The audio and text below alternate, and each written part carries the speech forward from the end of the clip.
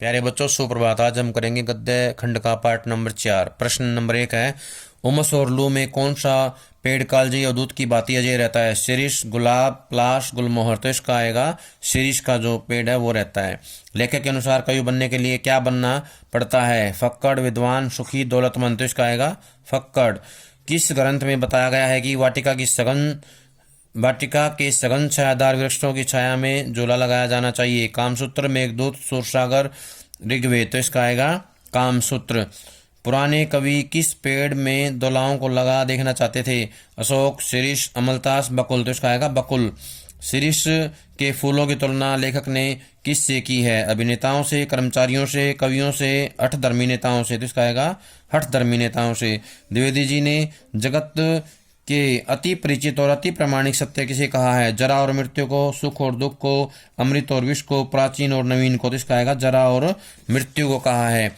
जो फरा सो जरा, जो बरा सो बुताना। यह उक्ति किसकी है? आचार्य जयप्रसाद द्विवेदी, कालिदास, तुलसीदास, वाल्मीकि। तो इसका आएगा तुलसीदास की।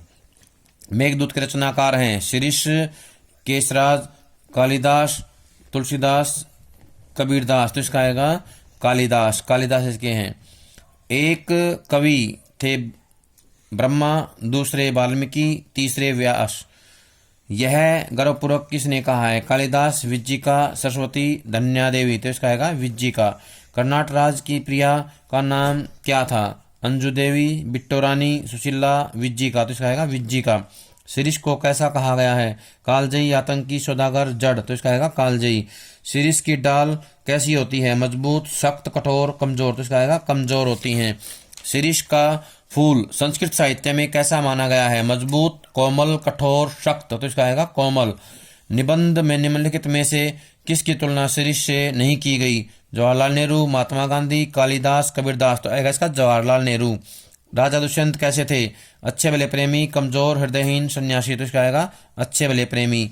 पुराने फलों को अपने स्थान से हटते न देखकर लेखक को किस की याद आती है? महात्मा गांधी की, कालिदास की, पुराने लोगों की, नेताओं की। तो इसका आएगा नेताओं की। कृपिबल का अर्थ है किसान, मजदूर, कामगार, कारीगर। तो इसका आएगा किसान। पाठ में महाकाल देवता द्वारा सपासप क्या चलाए जाने की बात कही गई है? कोड़े, डंडे, रथ, भैंसा। तो इसका आएगा कोड़े चलाए जाने की। शकुंतला के कानों में किसके कुंडल थे? सोने, चांदी, कमल के, शीर्ष पुष्प के। तो आएगा शीर्ष पुष्प के। लेखक ने कवि बनने के लिए क्या बनना आवश्यक माना है? सुखी, दुखी, फक्कड़, विद्वान। तो आएगा फक्कड़। शीर्ष की बड़ी विशेषता है दिव्यता, मस्ती, भव्यता, प्रगल्भता। तो आएगा मस्ती। शीर्ष की समता का उपमान है बकुल, अशोक, अवधूत, ईश। तो इसका आएगा अवधूत। आदर्श समाज की विशेषता है विघटन, अलगाव, विद्वेष, गतिशीलता। इसका है गतिशीलता। हिंदू धर्म में जाति प्रथा किसी भी व्यक्ति को ऐसा पेशा चुनने की अनुमति देती है जो पैसा पर आधारित हो, शिक्षा पर आधारित हो, उसका पैतृक पेशा हो, तीनों। तो इसका आएगा उसका पैतृक पेशा हो।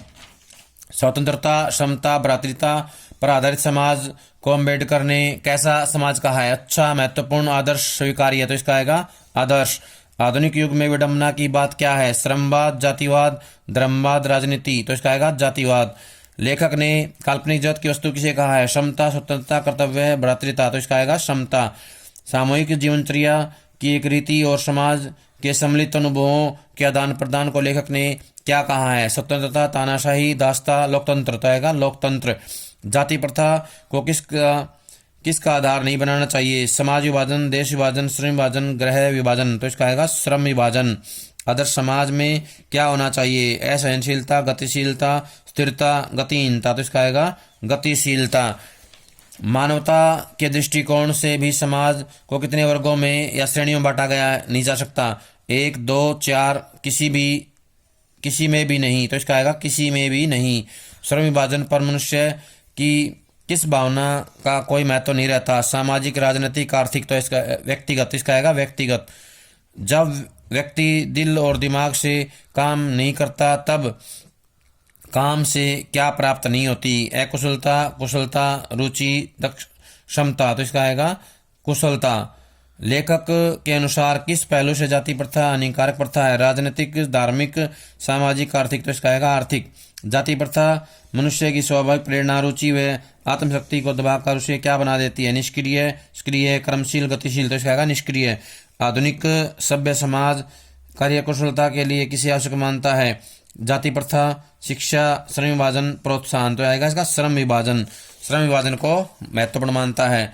पेशा परिवर्तन की अनुमति न देकर जाति प्रथा भारत में किसका प्रमुख कारण बनी हुई है? मजदूरी, बेरोजगारी, असमानता, छुआछूत का। तो इसका आएगा बेरोजगारी का। अंबेडकर ने दूध और पानी के मिश्रण की तुलना किससे की है? स्वतंत्रता से, समता से, भाईचारे से, संपन्नता से। इसका आएगा भाईचारे से। आधुनिक युग में विडंबना की बात क्या है? साम्यवाद, जातिवाद, प्रयोगवाद, प्रगतिवाद। आएगा जातिवाद। इस युग में जातिवाद क्या है? गुण, विडंबना, ईश विधान, श्रेष्ठ व्यवस्था। तो आएगा विडंबना। मनुष्य की समता निम्न में से किस पर निर्भर नहीं है? शारीरिक वंश परंपरा, सामाजिक उत्तराधिकार, मनुष्य के अपने प्रयत्न, जाति प्रथा। तो आएगा जाति प्रथा। अंबेडकर ने भाईचारे के वास्तविक रूप को किसके मिश्रण की भांति बताया? घी दूध, दही मक्खन, आटा नमक, दूध पानी। तो इसका आएगा दूध पानी। प्यारे बच्चों, सभी का बहुत बहुत धन्यवाद। अगला पार्ट आए उससे पहले इसको याद कर लें।